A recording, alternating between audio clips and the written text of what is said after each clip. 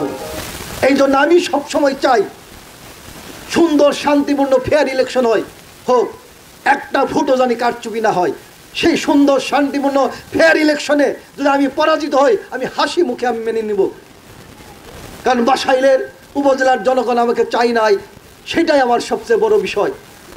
কিন্তু অবৈধভাবে আমি ওই চেয়ারে বসতে চাই না প্রিয় ভাইরা আমার।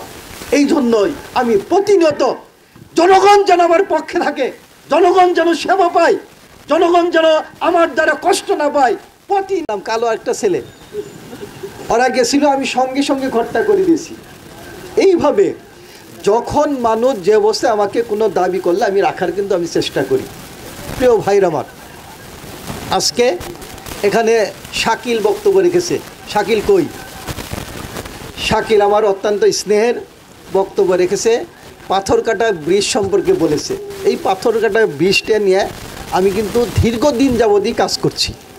এই ব্রিজ যখন ডিপিপি হয়, ডিপিপি মানে প্রধানমন্ত্রীর সভাপতিত্বে একটি বৈঠক হয়, সভা হয়, সেটা প্রতি সোমবার হয়, আপনাদের মনে থাকবার কথা।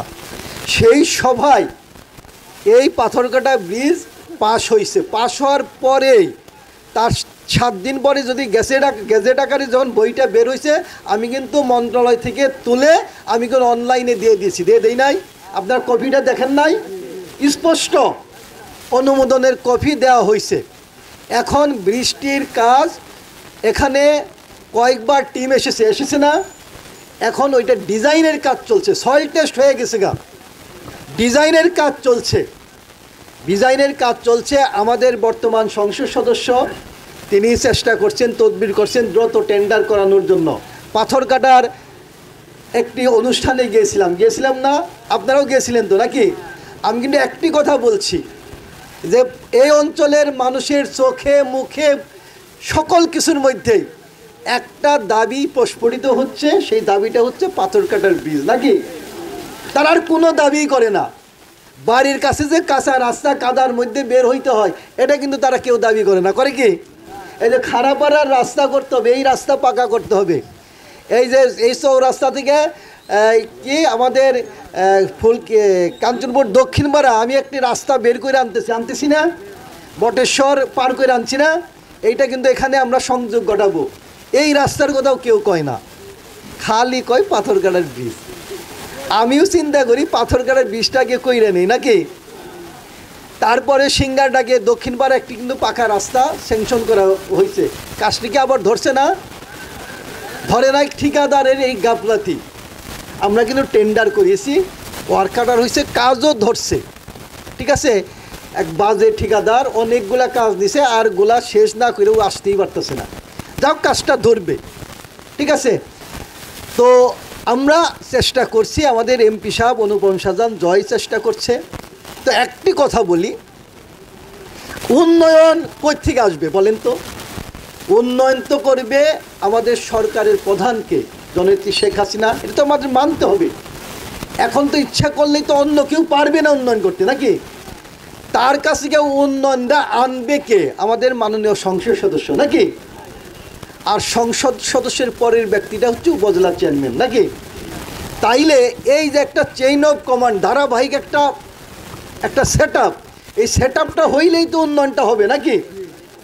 যদি একদিকে 1 লক্ষ পাওয়ারের একটি ভাল্ব থাকে, ঠিক আছে, মাঝখানে যদি পর্দা পড়ে যায়, সেই পর্দা বেদ করে কি আলোটা আসবে বলেন? আসতে পারবে? কোনোভাবে আসার সম্ভাবনা আছে? এখন 1 লক্ষ পাওয়ার আমাদের শেখ হাসিনা, তার সাথে আরেকটি পাওয়ার অনুপম শাহজাহান জয়, ধরেন 50,000 পাওয়ার, নাকি? আলোটা আসলো, তারপরের পাওয়ার তো উপজেলা চেয়ারম্যান। যদি উপজেলা চেয়ারম্যান ওই পাওয়ারের সাথে অ্যাডজাস্ট না হইয়া একটা পর্দা পড়ে যায়, অন্য কেউ এসে যায়, তাহলে পর্দা পড়ে গেল না? ওই পর্দা বেদ করে কি আপনাদের পৌলি সিঙ্গারটাকে কি আলোটা পৌঁছাবে না? তাহলে আপনারা সেটা চান? উন্নয়ন তো অন্য কেউ হইলে করতে পারবে না, আর আমি যে পারবো তার প্রমাণ তো আমি কিছু রেখেছি, নাকি? আর আরেকটা, আমার পাশে এখন এমপি আছে না? আমার পাশে তো এমপি আছে। গত পার্লামেন্ট নির্বাচনে যারা আওয়ামী লীগের দোহাই দেয়, আওয়ামী লীগের পদ পদবি দখল করে রাখছে, আমাদের জেলা আওয়ামী লীগের সাধারণ সম্পাদক সহ তারা কি আওয়ামী লীগের নির্বাচনটা করেছে? আওয়ামী লীগ অফিসে তারা তালা দেয় নাই? তারা কোন লজ্জায় আবার আওয়ামী লীগের নাম ব্যবহার করে ভোট চাইতে আসে? প্রিয় ভাইরা আমার, এই ভ্রান্ত বক্তব্য ওদের প্রলোভনে আপনারা মাথা চারা দিবেন না। আর ওরা কিন্তু নির্বাচনে আমার জানা মতে সারা বাসাইল উপজেলায় খোঁজ নিয়ে দেখুন তাদের অবস্থানটা কোথায় আছে, খোঁজ নিয়েও তো দেখতে পারেন। এই জন্য বলে যে আমারে না দিলেন অমুকরে দেন, তাই বলে না? ওরা কাজী অলিদকে ঠেকানোর জন্য রাত দিন ষড়যন্ত্র করছে।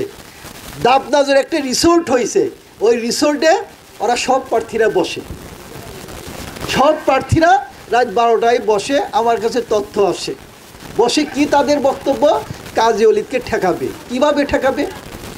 ঠেকাইলে তো জনগণ লাগবে, জনগণের কাছে ওরা আসে না। জনগণ যদি না ঠেকায় কেউ কি ঠেকাইতে পারবে? আগে হইল আল্লাহ তাআলার রহমত, পরে হইল জনগণ।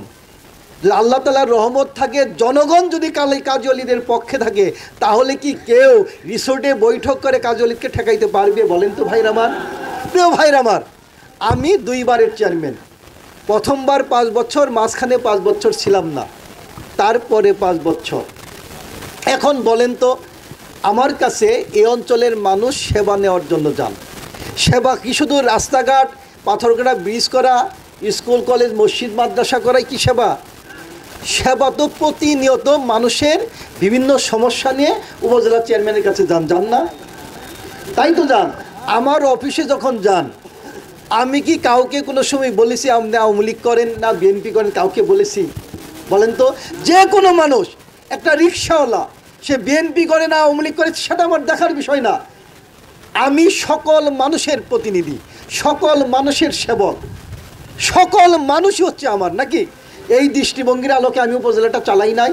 কে আওয়ামী লীগ, কে বিএনপি, কে ভিন্ন দল, একটি সময়ের জন্য আমি আমার 10 বছরের চেয়ারম্যানের অভিযাত্রায় আমি কোনো সময় আমি চিন্তা করি নাই। বলেন করেছি কি ভাইরা আমার?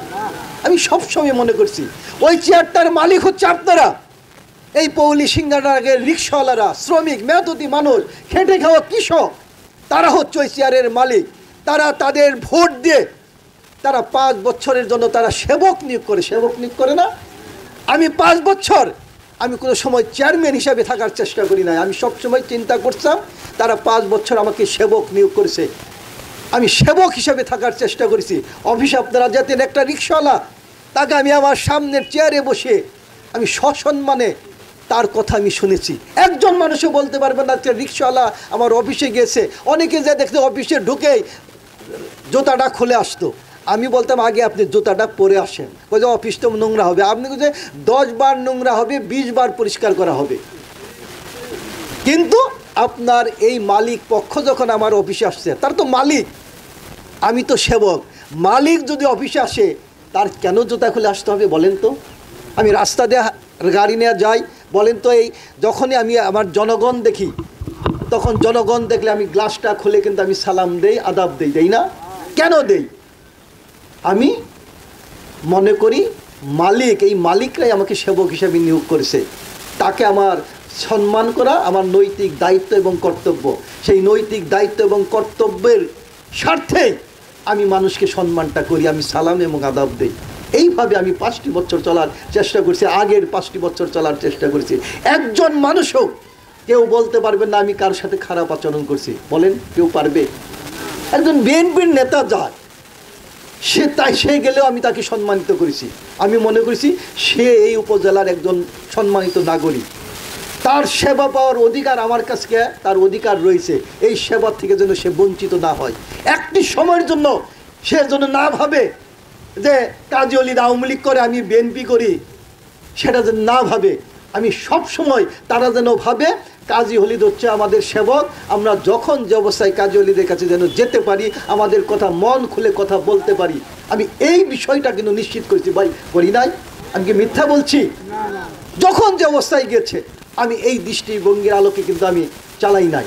আমি 5 বছর, এই 10 বছরে একজন মানুষও বাসাইল উপজেলা, এখানে অনেক মেম্বাররা আছেন, চেয়ারম্যানরা আছেন, আমার বিরুদ্ধেরও চেয়ারম্যানরা আছেন, তাদের কাছে জিজ্ঞাসা দেখবেন, অনেক কন্ট্রাক্টর আছেন। আমি কোনো পিসি খাই না, আমি কোনো ঘুষ খাই না। আমার এই ব্লাডের মধ্যে আমি অবৈধ পয়সা আসুক আমি সেটা কোনো সময় চাই না। আমাকে যদি এই নির্বাচনে কেউ বলে যে 500 ভোট নিলে আপনি পাশ করবেন আর 500 ভোট না নিলে আপনি ফেল করবেন, আপনার হাতে ক্ষমতাটা দেওয়া হলো, আমি সেই ভোটটা নিব না। 500 ভোটে আমি ফেল করব, ওই পরাজয়টা আমার কাছে সবচেয়ে বড় বিষয়। কারণ ওই 500 ভোট আমি সিলমাইরা নিয়ে আমি পাশ করে আমি 5টি বছর উপজেলা চালাবো, সেটা আমার জন্য বেহালাল হবে। অন্যের হক আমি নিয়ে গেলাম। এই পৃথিবীতে হয়তো বা আমি শান সৈকতে থাকতে পারবো, কিন্তু অনন্তকাল যেখানে থাকতে হবে সেখানে আমার জবাবদিহি করতে হবে। আমি সেখানে কিন্তু ভালো থাকবো না। এই দৃষ্টিভঙ্গি আমি সবসময় মনে করি। এই জন্য আমি সবসময় চাই সুন্দর শান্তিপূর্ণ ফেয়ার ইলেকশন হোক, একটা ভোটও জানি কারচুপি না হয়। সেই সুন্দর শান্তিপূর্ণ ফেয়ার ইলেকশনে যদি আমি পরাজিত হই, আমি হাসি মুখে আমি মেনে নিব। কারণ বাসাইলের উপজেলার জনগণ আমাকে চাই নাই, সেটাই আমার সবচেয়ে বড় বিষয়। কিন্তু অবৈধভাবে আমি ওই চেয়ারে বসতে চাই না প্রিয় ভাইরা আমার। এই জন্যই আমি প্রতিনিয়ত জনগণ যেন আমার পক্ষে থাকে, জনগণ যেন সেবা পায়, জনগণ যেন আমার দ্বারা কষ্ট না পায়।